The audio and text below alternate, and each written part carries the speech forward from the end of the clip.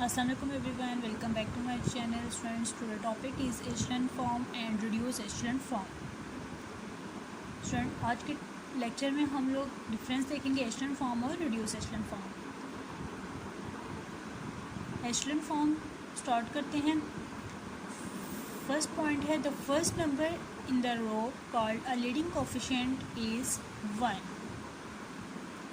Every leading 1 is to the right of the one above it. Any non-zero rows are always above rows with all zeros. Echelon form की example देखते हैं. Example है हमारे पास 1 0 -1 0 0 0. अब इसमें क्या है कि फर्स्ट अगर सब एलिमेंट ज़ीरो हों तो वो सब बॉटम में होंगे. ठीक है, अगर कोई भी हमारे पास रो है तो वो क्या है, ज़ीरो है, तो वो हमारे पास क्या होगी, बॉटम में रखी जाएगी. यानी कि फर्स्ट कंडीशन जो है इसकी सेटिस्फाई हो रही है. फर्स्ट कंडीशन क्या है, अगर सब एलिमेंट ज़ीरो हैं, रो है हमारे पास कोई भी, वो क्या है, ज़ीरो है, तो वो बॉटम में होगी. सेकंड पॉइंट क्या है, अगर कोई भी नॉन ज़ीरो रो है उसका फर्स्ट एलिमेंट 1 होना चाहिए. ठीक है, नॉन ज़ीरो रो कौन सी है हमारे पास, ये, तो उसका फर्स्ट एलिमेंट क्या होना चाहिए, 1. इसको क्या कहते हैं, leading coefficient. The first number in the row called a leading coefficient is 1. ठीक है, इसको हम क्या कहते हैं, लीडिंग कोफिशिएंट भी कहते हैं, उसको पिवट एलिमेंट भी कहते हैं. ठीक हो गया. थर्ड क्या है, सक्सेसिव रो. ठीक है, जो भी ये हमारे पास सक्सेसिव रो है उसके राइट में जो भी नॉन ज़ीरो नंबर है वो क्या होना चाहिए, 1 होना चाहिए. ठीक है, इसमें तो हमारे पास जो सेकंड रो है वो क्या है, 0 है. अब ये जो सेकंड एग्जांपल है इसमें क्या है कि हमारे पास जो पिवट एलिमेंट है या सक्सेसिव एलिमेंट है या लीडिंग कोफिशिएंट है, ठीक है, उसके राइट में जो भी नॉन ज़ीरो है वो 1 होना चाहिए. ठीक है, इसके राइट में नॉन ज़ीरो क्या है, ये, तो ये क्या है हमारे पास 1. यानी कि ये दोनों एग्जांपल जो हैं वो हमारे पास क्या है, echelon फॉर्म. ठीक है, ये दोनों क्या है, echelon फॉर्म. अब देखते हैं reduce echelon form. Students, reduce echelon form से पहले हम लोग कुछ एग्जांपल ऐसे देखते हैं जो हमारे पास echelon फॉर्म नहीं है. Following examples are not in echelon form. First matrix जो है हमारे पास ए मैट्रिक्स है. ठीक है, हम लोगों ने क्या कंडीशन पढ़ी है कि हमारे पास अगर कोई भी रो जो है वो ज़ीरो होगी तो वो क्या होगी, लास्ट रो यानी कि बॉटम में होगी. ठीक है, लेकिन यहाँ पे हमारे पास जो ये है, ये सेकंड रो जो है हमारे पास, ये हमारे पास क्या है, ज़ीरो, लेकिन ये बॉटम में नहीं है, तो ये हमारे पास क्या है, echelon फॉर्म नहीं है. मैट्रिक्स बी में देखते हैं. मैट्रिक्स बी में हमारे पास क्या है, 1 1 2 0 0 2. अब हमने जो एक और उसकी कंडीशन पढ़ी थी वो क्या थी कि अगर हमारे पास जो सक्सेसिव एलिमेंट है, ठीक है, सक्सेसिव एलिमेंट है, पिवट एलिमेंट है, ठीक है, या लीडिंग कोफिशिएंट है, ठीक है, उसके राइट साइड पे हमारे पास जो भी नॉन ज़ीरो एलिमेंट होगा तो वो क्या होगा, 1 होगा. यहाँ पे हमारे पास क्या है, 2. यहाँ पे हमारे पास क्या होना चाहिए, 1, लेकिन यहाँ पे है 2, तो ये हमारे पास echelon फॉर्म नहीं है. सिमिलरली मैट्रिसेस सी में चेक करते हैं.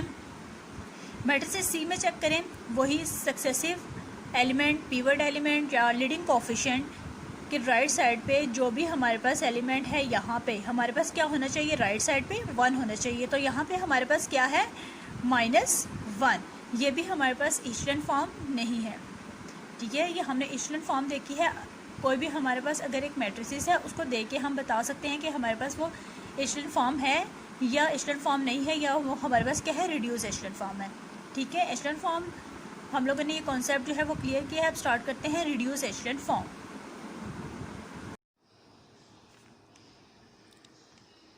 नेक्स्ट हमारे पास है reduced echelon form. Reduced echelon form has 4 requirement. The first one is the first non zero number in first row leading entry is the number 1. जैसे echelon form में भी थी, जो फर्स्ट एंट्री है वो हमारे पास क्या होगी, 1 होगी, उसे हम क्या कहेंगे, लीडिंग एंट्री, पिवट एलिमेंट या successive element. The second row also start with number 1 which is further to the right than the leading entry in the first row, यानी कि जो हमारे पास पिवट एलिमेंट होगा उसके राइट साइड पे जो भी नॉन जीरो एलिमेंट होगा वो क्या होना चाहिए, 1. The leading entry in each row must be the only non zero number in its column. ठीक है, the leading entry in each row must be the only non zero number in its column. ठीक है, जो भी हमारे पास matrix होगी उसमें जो हमारे पास लीडिंग एंट्री होगी वो 1 होगी. ठीक है, लीडिंग एंट्री जो होगी वो 1 होगी और इसके रिमेनिंग जो कॉलम में एलिमेंट्स होंगे वो क्या होंगे, 0 होंगे. Any non zero rows are placed at the bottom of the matrix. कोई भी अगर हमारे पास नॉन जीरो रो होगी तो वो क्या होगी, बॉटम ऑफ द मैट्रिक्स पे होगी. ये एग्जांपल है हमारे पास रिड्यूस्ड रो एचेलॉन फॉर्म की. ठीक है, अब इसमें देखें जो फर्स्ट एलिमेंट है हमारे पास, फर्स्ट एलिमेंट है जो हमारे पास, ठीक है, वो क्या है, 1. यानी कि जो भी लीडिंग एंट्री है वो क्या होनी चाहिए, 1. ठीक है, इसको हम क्या कहते हैं, पिवट एलिमेंट. ठीक है, ये क्या है हमारे पास, reduced row echelon form. First हमारे पास जो रिक्वायरमेंट थी वो कंप्लीट हो रही है. सेकंड रिक्वायरमेंट थी कि जो पिवट एलिमेंट हो उसके राइट साइड पे जो भी नॉन जीरो एंट्री है वो 1 होनी चाहिए, ये भी 1 है. और लास्ट पे जो हमारे पास नॉन जीरो एंट्री है वो 1 है. ठीक है, और इससे ऊपर जो भी एंट्रीज हैं वो क्या है, 0 है. ठीक है, अब यहाँ पे जो पिवट एलिमेंट है उसके जो रिमेनिंग जो एलिमेंट्स है कॉलम है, ठीक है, ये हमारे पास क्या है, C1 C2 C3 C4, column 1 2 3 and 4. और ये क्या होगी, रो 1 रो 2 एंड रो 3. ठीक हो गया. अब ये हमारे पास जो मैट्रिसेस है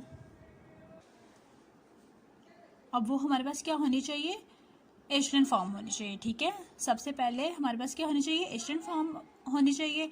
और उसके बाद जो हमारे पास लीडिंग एंट्री है कॉलम में जो भी लीडिंग एंट्री है उसके अलावा जो तमाम एलिमेंट्स हैं वो 0 होने चाहिए. ठीक है, C1 में जो लीडिंग एंट्री है, C1 में जो लीडिंग एंट्री है वो 1 है. ठीक है, उसके रिमेनिंग जो एलिमेंट्स हैं वो क्या है, 0. C2 में जो लीडिंग एंट्री है वो क्या है, 1, ये है. और इसके जो रिमेनिंग एलिमेंट्स हैं वो क्या है, 0. अब लीडिंग एलिमेंट C4 में है. ठीक है, यहाँ पे ये क्या है, 0. यहाँ पे C4 में है तो ये 1 है और इसके जो रिमेनिंग एलिमेंट्स हैं वो हैं 0. ये था हमारे पास रिड्यूस्ड रो एचेलॉन फॉर्म. आज हमने डिफरेंस देखा है, difference between echelon form and reduced row echelon form. Student, ये था हमारा आज का लेक्चर. उम्मीद है आप लोगों को समझ आ गई होगी. ओके स्टूडेंट, अल्लाह हाफिज़.